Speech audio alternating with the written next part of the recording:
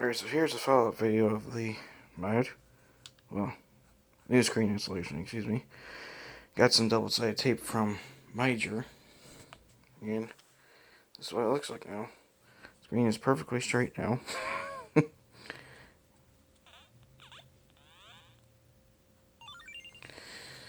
course, this is the new shell. Apparently, I put a little bit too much pressure on that one screw. I very early took off one of those FM radio devices that plugs into it. Unfortunately, I still don't have a GameLink port, so I'm going to go try to figure out how to block that off somehow. And then there is the grand finale.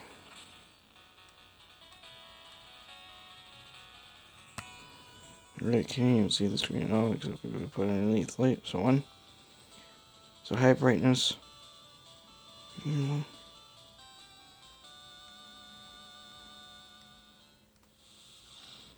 High. This thing's a little picky on my finger with my fingers. 1, 2, 3, 4, 5. So 6 levels of brightness. You got the brightest, which is high, the medium high, medium low, low, off. And I'm really happy with how the results look. And that was from handheldlegend.com. And I'll post a link in the description where you can find it. Unfortunately, right now they're sold out. Actually, I ended up buying the shell, and the glass screen cover. I already had the buttons from several months ago. From Handheld Legend. I ended up buying all that on Tuesday when they sent an email saying, the screen is now available. I'm like, yay! So I went ahead and bought everything. Best money I spent. Took a couple of days to get it over here. Yeah, I know the case is kind of slanted there. Come on, focus. There we go. But I'm really happy with the results here. This is amazing. I can actually play this thing outside now without a problem. And the Switch also matches with us, so I figured it might be a good idea to do like a ruby and sapphire type of thing, but wish they had the matching certain select buttons. If they made something that was like clear like this, man, I would buy that in a heartbeat. So yeah, anyway, still have the original shell from when I bought this thing. Sometimes the power switch is a little bit picky. Oh, here we go. Yeah, I gotta go fix this volume potentiometer. Thing's a little bit sticky sometimes. I think a little bit of isopropyl alcohol would fix that. As Homer would say, alcohol is the cause and the solution to all my problems. But I'm not Homer Simpson, and I can't drink right now, so yeah, the next thing will be to get an extension port. Unfortunately, the ones I found are the ones for the Game Boy Advance. It might work, might not work. I might have to do just a teensy case mod on here, but I could be mistaken on that portion. Actually, let's go ahead and compare the other one. I think the one for the Game Boy Advance was actually more... Actually, I think that would actually fit the Game Boy Advance one on there easily. I just have to solder on a new one. And like I said, the LEDs from another device that I had, which was an FM radio thing, it stopped working altogether. And then the buttons, the case, the glass screen protector, screen protector, same thing, screen cover, the shell, and the screen I got it off of handheldlegend.com. Also, I have the front light mod on the old screen. That still works pretty fine. That still worked without a problem. However, the front light and the sunlight don't mix very well. So, I end up finding another solution. The next thing to do is to repair Don't comment about the mess in the background, please. I have 3 DMG-01s here that need repairs. This one right here needed the screen fixed, but fixed it anyway. The other one works without a problem, which is that one right there.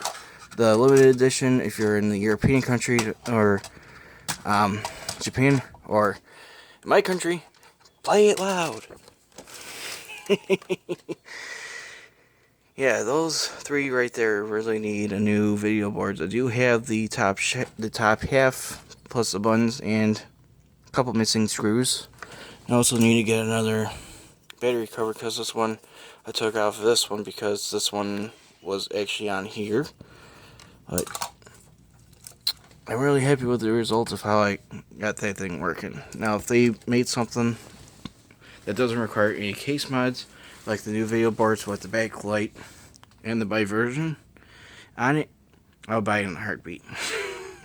Literally, I'll buy like 5 of those things in a heartbeat because I do not want to do the backlight mod myself because I might screw up the screens. To be honest, because I'm not really good at using a putting knife on anything.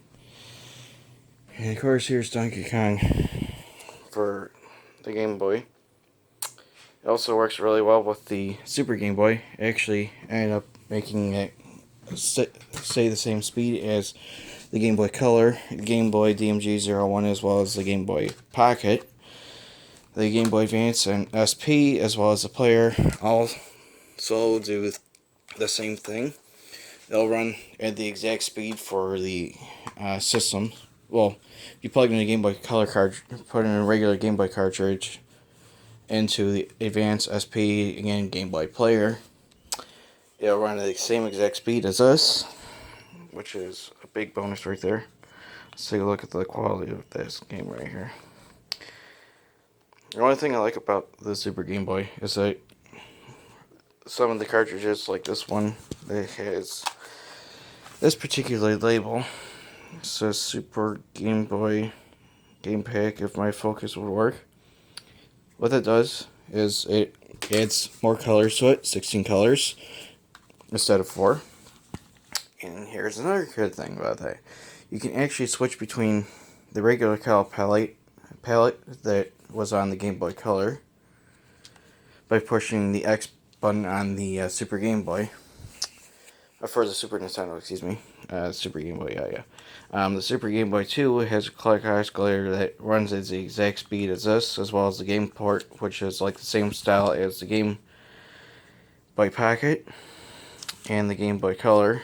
I believe the Pocket and the Color use the same one. The DMG-01 uses a bit wider one. But trading Pokemon on the DMG-01 was actually an interesting experience, to say the least. But one thing about the DMG-01s and the Pockets, they all use the passive matrix displays, which was standard back in the 80s and 90s. And then when the Game Boy Color came out, it used the TFT active matrix, which Nintendo used for a number of years, and they still do to this day. They use OLED displays for the Switch.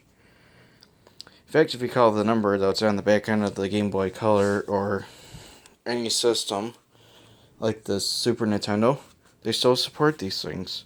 Minus the Virtual Boy, because I think didn't sell too well. But, anyway, like I said, I'm really happy with the results. And I completely forgot to post the other video on YouTube, so I might as well do that first before I post this one on here, on YouTube. So yeah, that's pretty much everything about this Game Boy Color with the screen installation I did.